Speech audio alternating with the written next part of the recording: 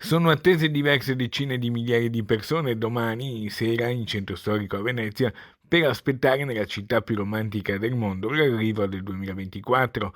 Ci sarà lo spettacolo pirotecnico dei fuochi d'artificio sparati da un pontone galleggiante come per il Redentore, ma anche a Mestre si potrà festeggiare e ballare con musica dal vivo in piazza Ferretto per tutta la notte.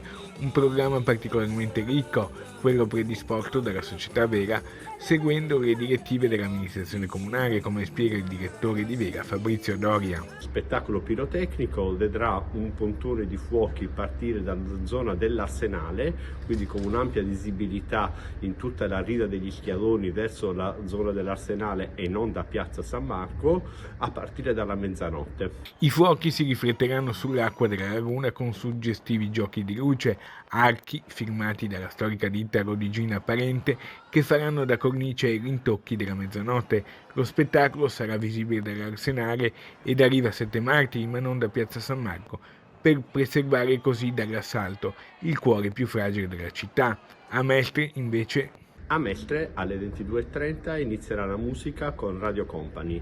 Sarà una serata di musica dal vivo con un countdown collettivo a mezzanotte e poi DJ per tutta la notte. si brinderà al Capodanno con il Prosecco del consorzio Prosecco Doc.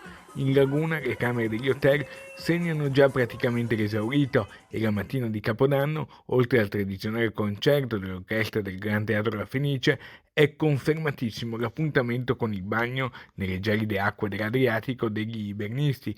Poi verranno serviti sulla spiaggia lenticchie, cotechino, vino e panettone per tutti.